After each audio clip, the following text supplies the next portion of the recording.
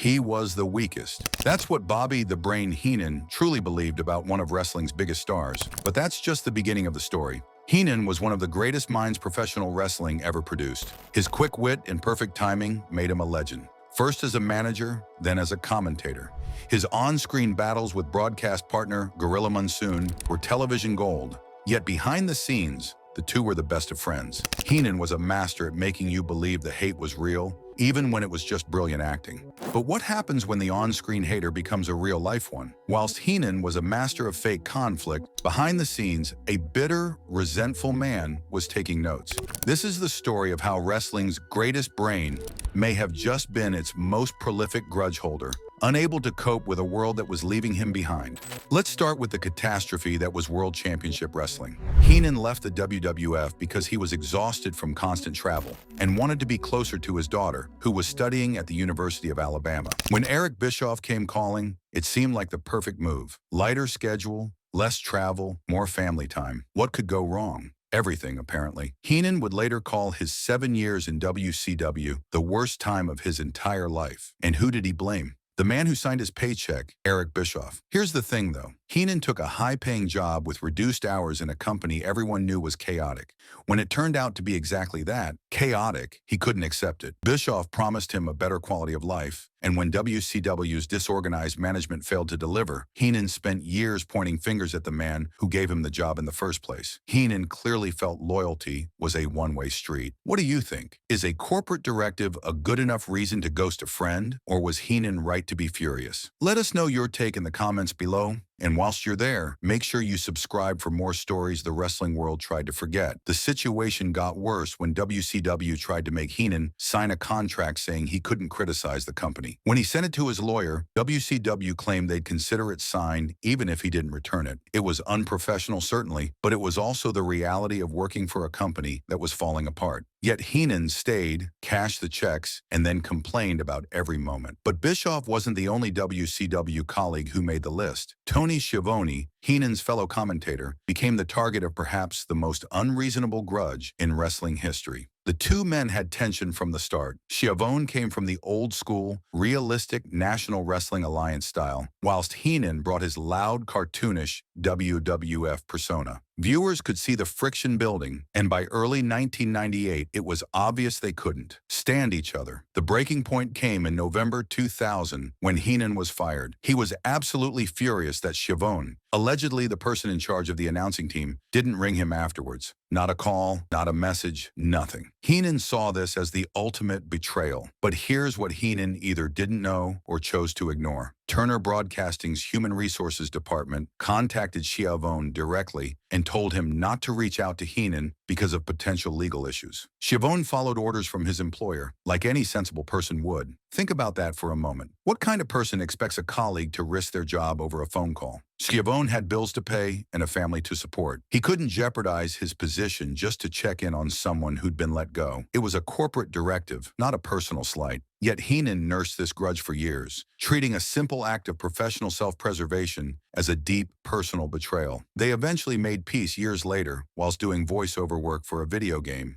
But the damage had been done. Heenan's betrayal was nothing more than a petty and unreasonable expectation that loyalty meant more than job security. Then there's Mark Madden. As WCW tried to evolve, management started bringing in new voices. Madden and Scott Hudson were pushed to the forefront, whilst Heenan was moved aside. Eventually, he was demoted to WCW Worldwide, a secondary program, before being fired altogether. Heenan hated Madden for it. But let's be honest. This wasn't about Madden personally. This was about an aging legend who couldn't handle being replaced. Heenan felt he was being treated like an old-timer that didn't fit the product, and he was right. But instead of accepting that his time had passed, he directed all his anger at Madden. It wasn't principle. It was sour grapes. Madden was just the younger voice management preferred, and Heenan couldn't cope with no longer being in the spotlight. His hatred for Madden was simply proxy resentment for a regime that had decided he was no longer relevant. The fourth WCW name on Heenan's blacklist might surprise you. Kimberly Page, the wife of Diamond Dallas Page. Kimberly wasn't a wrestler, an executive, or even a full-time performer. She was a Nitro girl and a fixture in her husband's storylines. Yet Heenan specifically noted he didn't get with Kimberly Page. Why? Because she represented everything Heenan hated about the new WCW.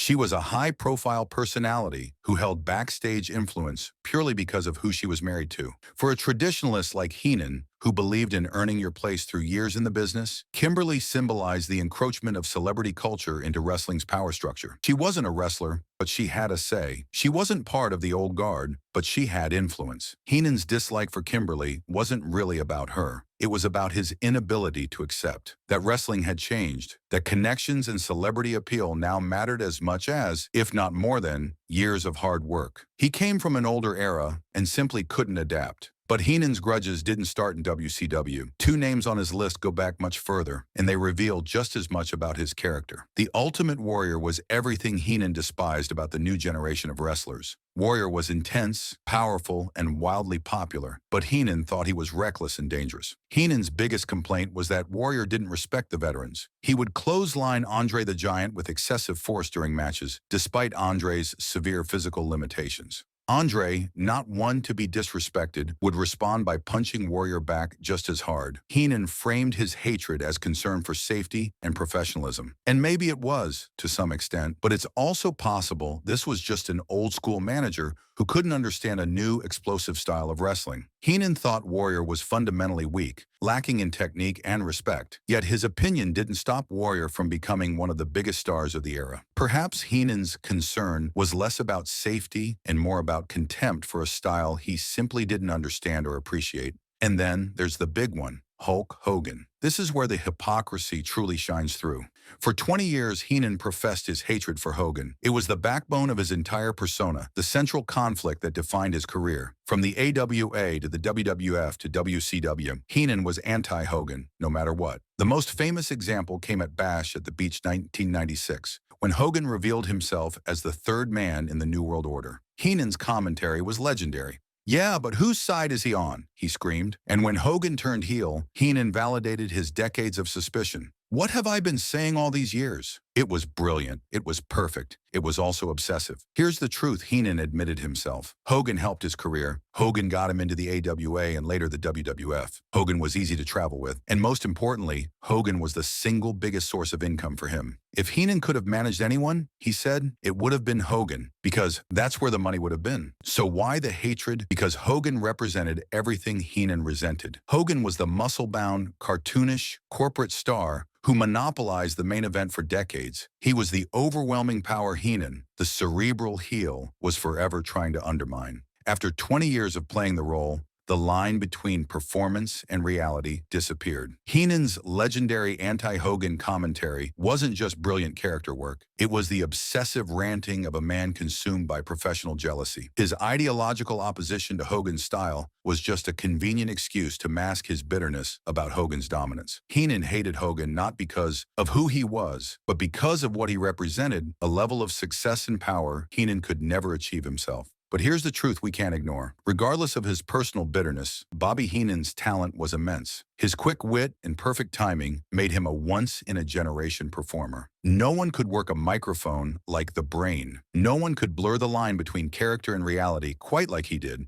Perhaps he blurred it so much that he too got lost in the act. His list of hates reveals a complex man, a brilliant performer, a loyal friend to some, and a bitter rival to others. He was a legend whose genius was matched only by his grievances, leaving behind a legacy that is as complicated as it is iconic. Bobby Heenan was wrestling's greatest hater, and maybe, just maybe, that was the role he was always meant to play, both on screen and off.